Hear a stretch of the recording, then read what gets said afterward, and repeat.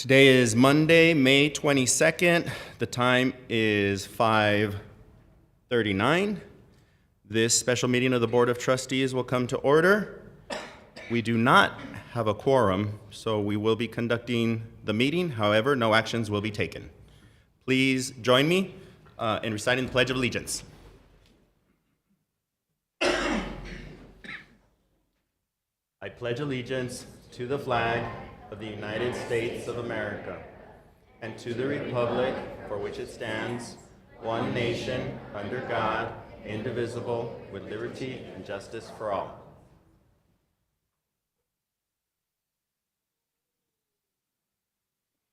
Thank you. I'm impressed. I could hear that side over there loudest. Thank you.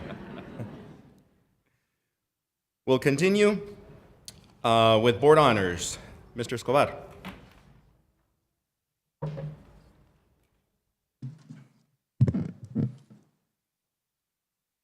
Good evening, President Nakara, Ms. Gardea, Trustee Gardea, Dr. Carmen. My name is Daniel Escobar, Chief Communications Officer for the district, and it is my pleasure to introduce tonight's recognitions. If you'll please step down to receive our honorees.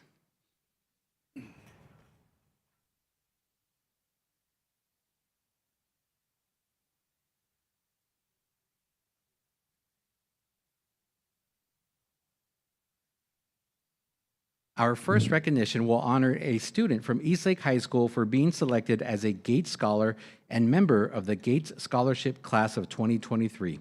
This individual is one of 750 outstanding minority high school seniors chosen from a pool of over 51,000 applicants from across the nation for this highly selective scholarship.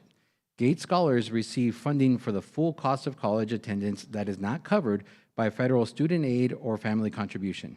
From Eastlake High School, congratulations to Luai Espinosa.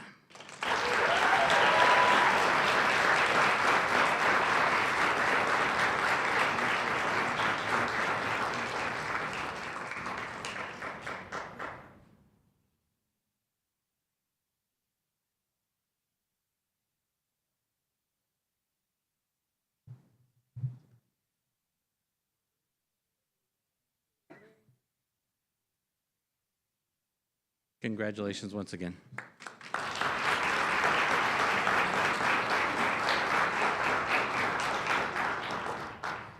Next, we recognize SISD Destination Imagination teams that demonstrated their talents, creativity, and technical skills at the March 2023 DI Lone Star Finals in Arlington, Texas. Destination Imagination is a global creative problem-solving organization that prepares students for college and career readiness. Students from kindergarten through high school participate in challenges in technical, science, fine arts, improvisation, engineering, and service learning categories. Congratulations to these amazing DI teams. The teams will be recognized by school level. We'll begin with our elementary Destination Imagination teams. From Desert Wind School, Logan Hernandez.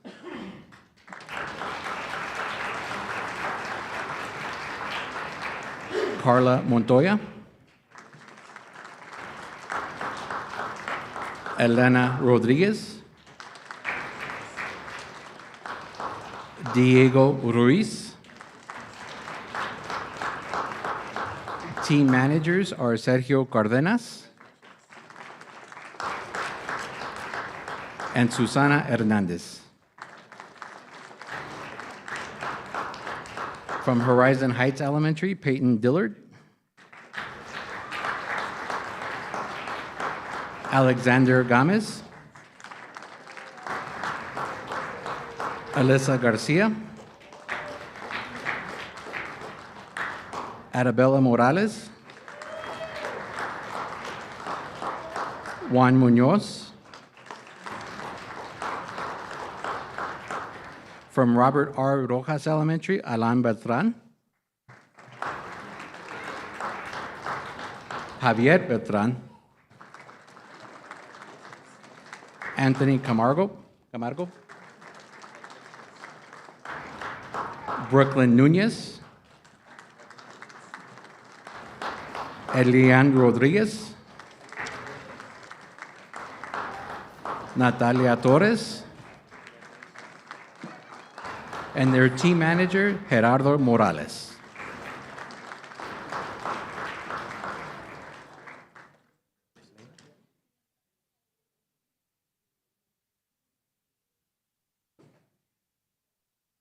If we can have you all back to the front for a photo, please.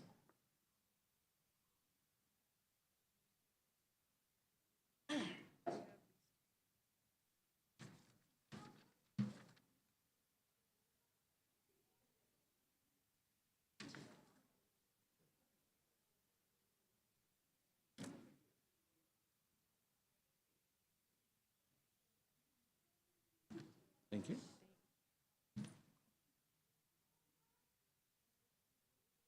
Just a quick note that the photos taken by our district photographer, Mr. Largo, will be posted on our district website. If you look at the bottom right-hand corner of our webpage, there's a camera icon. That'll take you to SmugMug, where the photos are available for free high-resolution download.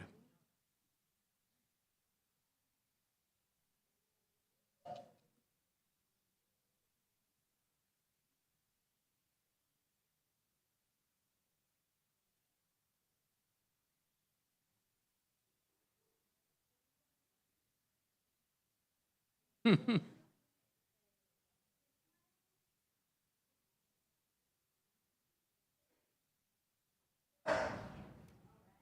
right, everybody look at Mr. Largo right here in the middle.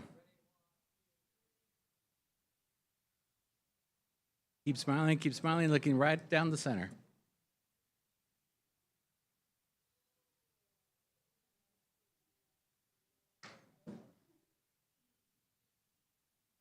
Congratulations once again.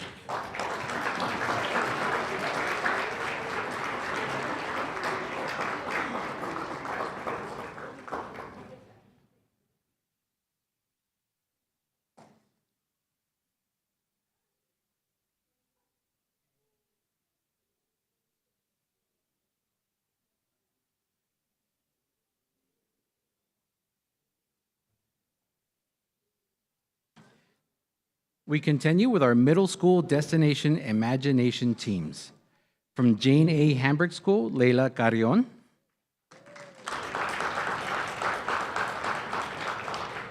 Chloe Kolar. Carla Kolar. Team managers are Arlene Aguirre and Mariana Kolar. From Herschel Antoine Middle School, Danica Alvarez. Alondra Campos. Jalissa Martinez. Andrea Mendez. Regina Valdez.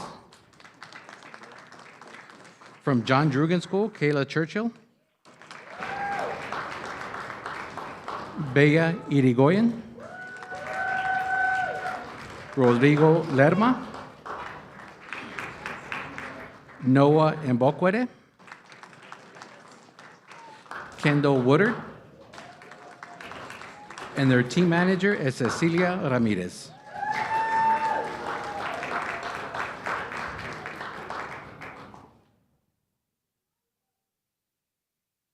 Alejandro. If we can have you all back to the front for a photo, please.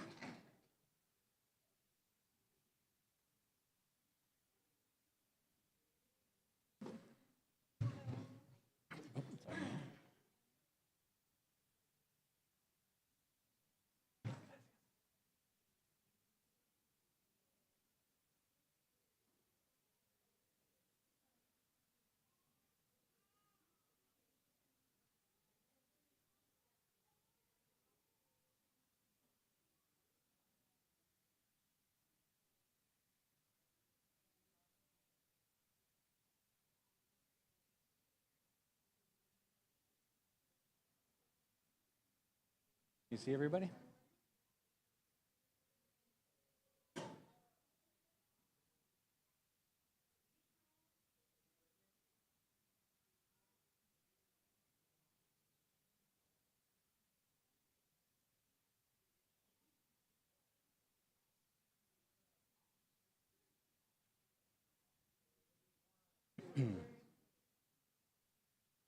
All right, keep smiling, keep smiling.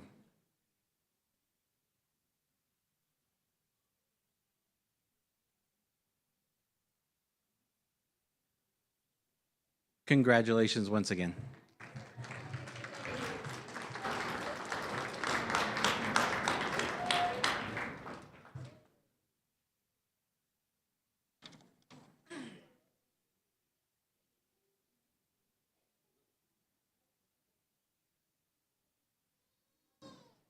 We continue with our high school destination imagination teams. From America's High School, Alejandra Reyes, Soraya Vasquez, Daisy Franco,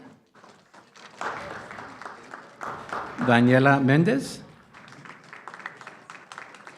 team manager Nisa Harden, from Eastlake High School, Gerardo Gomez, Emily Martinez, Andrea Morales, Caitlin Rosales, team manager Angelica Gonzalez, from Mission Early College High School, Dana Hernandez, Andrea Moreno, Cristina Pan, David Rubalcaba, Valleda Smith, and team manager Antonio Castruita.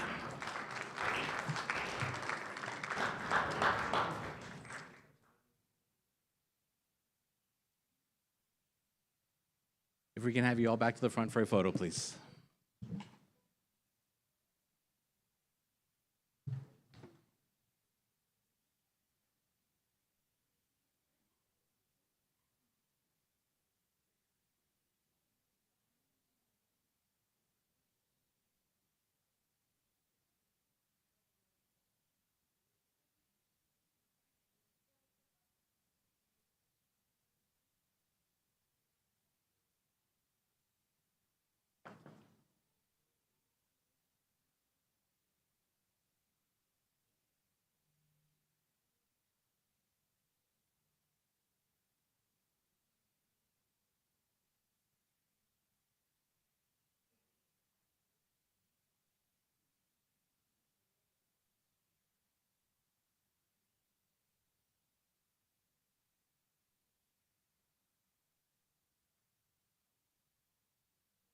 See everybody?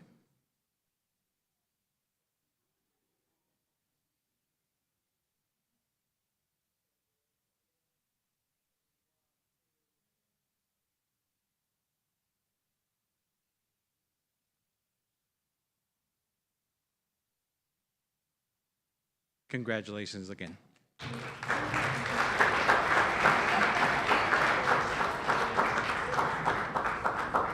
And that concludes our recognitions for this evening. Thank you.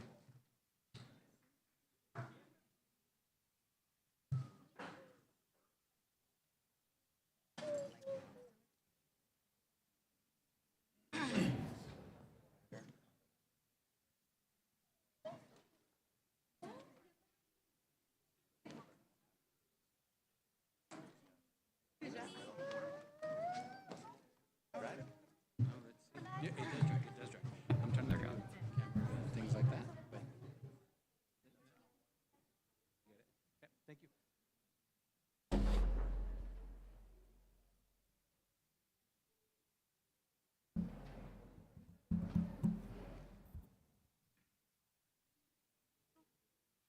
Forum, right?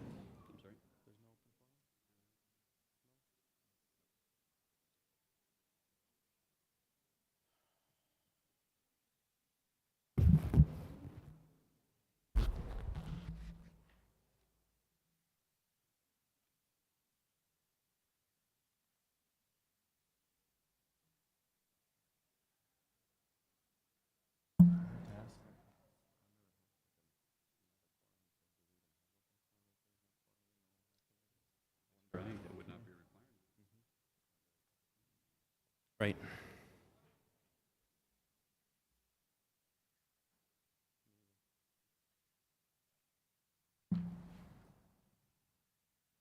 Next item on the agenda is public comment. Nobody signed up. We'll continue with the board workshop. Again, reminder, we do not have a quorum. This is only a workshop. There will be no action taken. Continue with the presentation of the FY 2023-2024 preliminary budget. Ms. Bettis. Not as tall as Daniel. Good evening, President Nájera, members of the board. My name is, and Dr. Carmen. My name is Vicki Bettis, Chief Financial Officer. And this evening, we will be discussing only the FY 23-24 budget. So before we start, I do want to remind you, in case you haven't heard, legislative session 88 is still in session. Absolutely everything that is going on right now is still pending. So as I worked on this, and I checked it over again in the weekend, and then this morning, it had changed about 5 times. So it's very fluid, so we are gonna do the best that we can with the information that we have at any given point. So tonight, we will discuss the general revenues, the general fund revenue estimates, the expenditures for the general fund, the child nutrition program, and the debt service. We will discuss some major hot topics on the legislative updates, and then I'll pass it over to HR and they can discuss the compensation plan. So on the first slide, we have revenue estimates. So on our revenues, we are predicting, as you know, budgets are a prediction of what may or may not happen. We are predicting $483,186,718. Compared to the previous year of $465 million, it is a $25 million increase. Now, when I'm looking at the revenues, some of the things that come to mind are, again, what's going on in the legislative session. So one of the main points is that they are considering changing the basic allotment from $6,160 to anywhere from $6,250. That was what I have on here. Today it was an increase of $50. It could be an increase of anything from at the end of this day. As a matter of fact, today is the last day that they were going to talk about this in the Senate, or the House, I'm sorry. So, let me see, give me a second. Some revenues, those will be increasing because we do have an increase on property values. Another thing that does have an impact on our budget is how much we are able to tax. The maximum compressed rate might go down. If that happens, and we anticipate moving those pennies over to INS to increase our interest in sinking on the debt service. May or may not happen, I don't know yet. It's gonna be a wonderful surprise. So on the bottom, we're gonna go over the expenses, and this is for the payroll expenses, contracted services, supplies and material, other operating expenses, debt service and capital outlay, and we're at $500,483,327. As of right now, and please keep in mind that we are not done with the budget. We are still moving around as today we met probably 2 or 3 times just to talk about it. We're at a $17.2 million deficit. So let's talk about some of our drivers on our expenses. So as of right now, we are proposing a minimal 2% increase for teacher, nurses, librarians, counselors, and all of their job classes. This is not to say that this is all we can afford. I would like to suggest that we do a very minimum right now so that we can let legislative session pass, see what the state mandates, and then we can talk about how much is in an excess of what was originally to state mandate or to state funding. And then we can talk about what else needs to be done. That is just a suggestion. It is completely up to the board. We still need to, we have to account for the staff positions at Eastlake Middle School. And then we did have some preliminary funding that we needed to do for 4 elementary academies. Those were some of the items that we had to take into consideration for this year's budget. On the next slide, we are talking about the proposed budget by function. As you know, the board approves the budget by function. And so I will not go individually on these unless you have a specific question on that, but functions 11 through 99 equal out to $500,483,327. The revised budget from this current year is $515,000 $881,897. And that includes all of the items that we've moved over into fund balance, including some of the academies that we're working on this year, some pay increases. There's quite a bit of things that we've done that were out of fund balance. So that's why you're going to see a big difference between the revised for this current to next year's proposed. Any questions so far? On the next slide, these are some of the things that we're still taking into consideration. So we are still looking into what the department funding requests are. You would know that as a request for additional funds. And those are items that are above and beyond the normal budget. So they're kind of like one-time purchases, one-time items that if we have the funding, then we can do that. We still have a list of that. We still need to take into consideration TASB's compensation study recommendations. The 2%, it is from the median, the midpoint, so that is the base, the bare minimum of what we're considering at this point. We still have not taken TASB's considerations just yet. And then we are looking at different options to reduce the budget deficit. As I said, we're looking at all the different ways that we can chisel down as much as possible or refine how we're looking at our revenues. And then lastly, legislative session mandates. I anticipate that by the end of this month, we'll know what we have to do. In reality, I would recommend that we adopt the budget as we're developing it right now, and then come July 1, we'll have time to work out those mandates, and then we can amend the budget.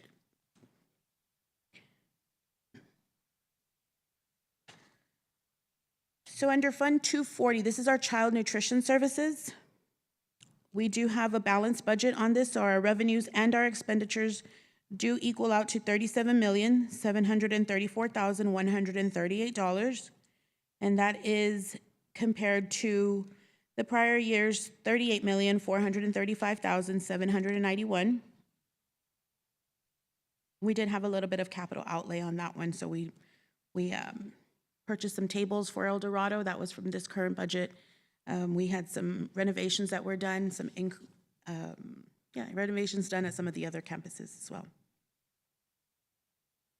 And then in our debt service, Fund 599, we are looking at revenues of $63,767,876, and our expenses are currently at $56,269,693.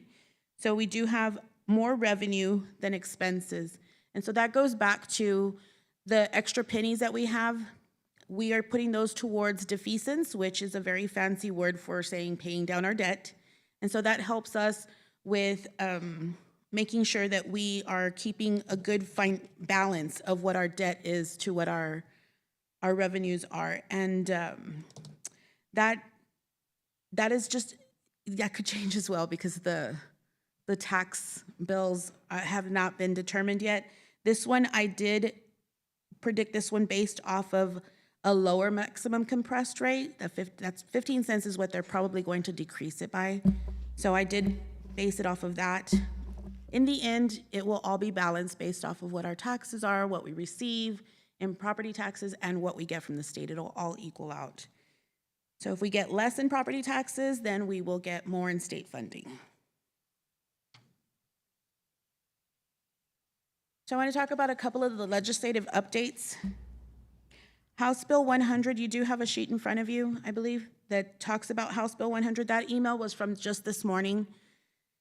We're hoping to funnel $4.5 billion into Texas public schools. Initially, when I typed this up, we were looking at basic allotment from $61.60 to $62.50, and 50% of that basic allotment would go into salary increases for our staff. And several allotments are going to be moved towards enrollment-based calculations as opposed to average daily attendance. Those, I saw that one on, I believe, special ed, GT. They're very specific special population groups. And I believe that they still have to meet the 55% spending requirement. And so those will be discussed in Senate today, and several of them will have some kind of something that says, you know what, if we pass this, you'll have to do this. Just this afternoon, I heard in discussions that the basic allotment went down to $50 of an increase, and they might put back the vouchers back on the table if they did that. So that one should be voted on today. If it does, then they might see it in the House next. I have my opinions on that one, but I'm all for increasing our basic allotment. See? That is, so the vouchers passed? Okay. So I have under that legislative assumption, this again is probably already outdated as of this afternoon. If there was a caveat of X amount of dollars on any of the basic allotment, then they would have to spend, I think I saw 50% on the staff increases. Do you know if that passed as well? I'm sorry. It is? So 50% of the basic allotment increase is more or less 3.6 million. With the 2% that we are proposing preliminarily, that is approximately 3.4 million per percentage. So we would be meeting that one requirement on there. And then the other one that I thought was important was House Bill 2, and that one was for the Property Relief Act. That was the 15 cents that we talked about just a while ago. And that one, they'll be saving a little bit on their taxes. And again, if we are lowering our taxes, then some of that state funding will come back up. So that is the bulk of my budget presentation. On the next one, on June 5th, we'll discuss more legislative updates, the proposed general fund child nutrition debt service, and we will have public notice published so that we can have public audience comments if they choose to.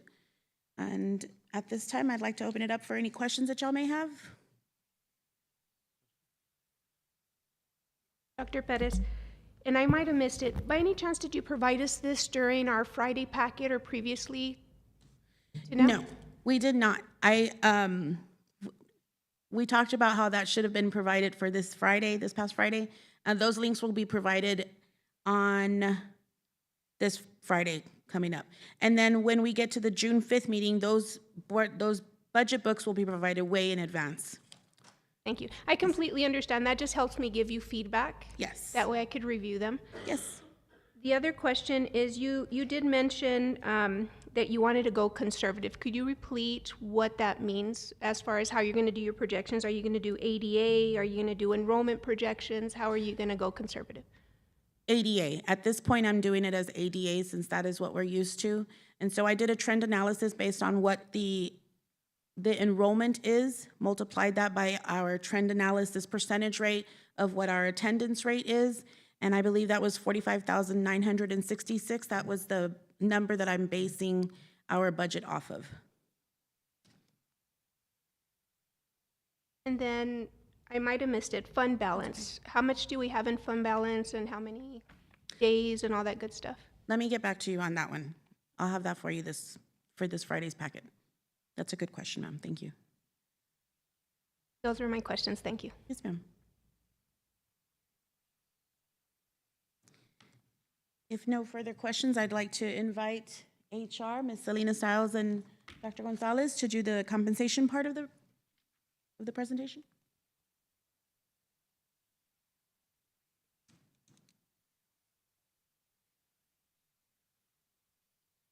Good evening, Mr. Nahra, Board President, Board Trustees, Superintendent Dr. Carmen.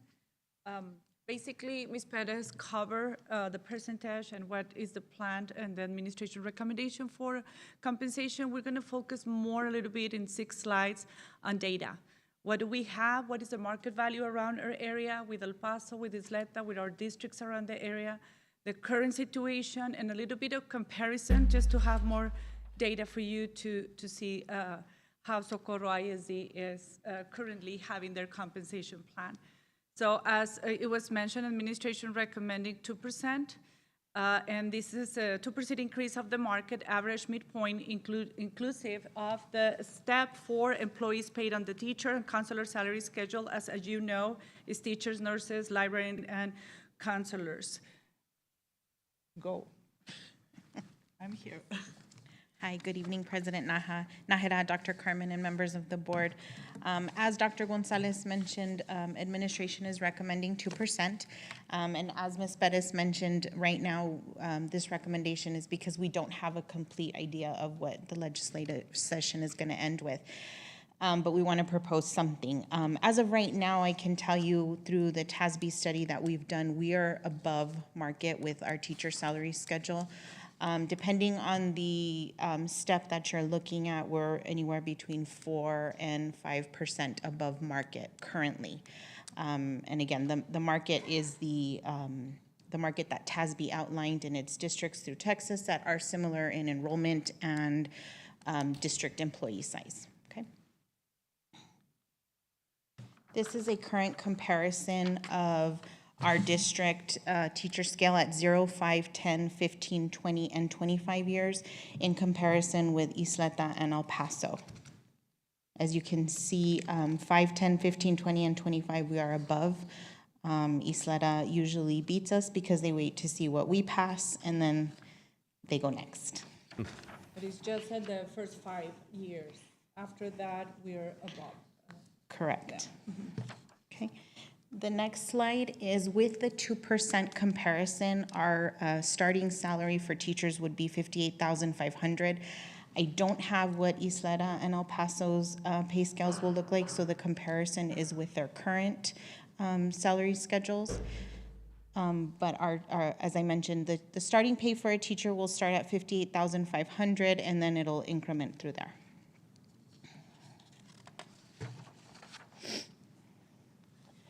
This next slide compares the 2% salary schedule for Socorro ISD and Isleta and El Paso's current, but with the district benefit contribution, because that is part of the compensation package, what the district does contribute on behalf of its employees. We contribute $6,900 per benefit eligible employee. And then Isleta and El Paso are contributing $7,113 and $6,113. So when you add those up with the salaries, you get the total. So a starting teacher would be $65,400 for Socorro. We mentioned this.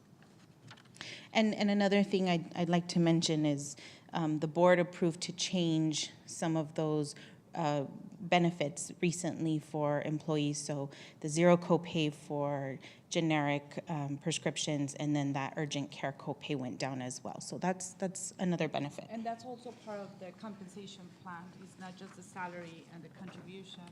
And we're gonna not mention in detail that now, but the stipends also, it's worth it to mention that it's part of the compensation plan. So when we put all that together, it changed completely the income for our employees. The next slide is just a graph comparison of the previous information. The current recommended 2% teacher salary schedule for Socorro with the benefit contribution, the district contribution, and then Isleta and El Paso's current salary with their district benefit contribution. And then in addition to the 2% recommendation, it's also 2% off the midpoint for the following pay families: paraprofessional, which is clerical and instructional, and that includes our TIAs and pre-K support, auxiliary, including our temporary crossing guards and temporary cafeteria monitors, technology, the employee health clinic, police services, and administrative professional. Any questions? Question, you mentioned, or Dr. Gonzalez, you mentioned stipends. Tell me a little bit more of that, because it's important that the public knows the entire compensation. I know it wasn't on there, so. We also waiting the recommendation. We're waiting the recommendation from TASB for stipends. So we go by their recommendation, and it's still pending. But historically, the district has been the board very generous and approving those stipends, which is part also of the salary at the end. Okay, also, that's above the extra duty, so those Yes. stipends, okay. Yes, it can be stipends for UAL, stipends Okay. for tutoring, like, it's part of the compensation plan, but also we follow TASB recommendation with that. So when we receive everything and we're ready, I think it's gonna be soon, right? Maybe next week, we're gonna be ready to present and include on the workshop, next workshop. And then one other question, are we gonna continue retention bonus for the 23-24 school year? It's not in part of the proposal now. Nope. Okay. Question, do we have comparison regarding our support staff and other districts? The 2%, you're proposing a 2% for them as well? Correct. What does that look like in comparison to other districts? So it's going to vary by position, but I can tell you our pay scales are higher than the neighboring districts for most of the positions. I know through TASB, right now, they're finalizing our maintenance study, but we're like in the 20s, the percentage rate above market. I know that we kind of set precedents this last year when we raised our minimum wage to $15 an hour. A lot of districts are having to play catch up, so you may hear that other districts are giving large increases, but you have to kind of look at where does the teacher pay start versus where we already are at. So I can try to get some information for you all on that.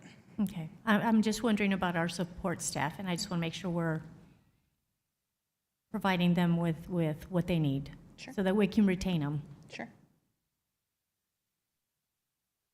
Questions? Thank Thank you. you. Thank you. Okay, again, that was a workshop. No action to be taken. We continue with new business, but again, we don't have a quorum, so we can't continue. There's nothing left on the agenda. Considering there's nothing left at the agenda, we are adjourning May 22nd at 6:16 p.m.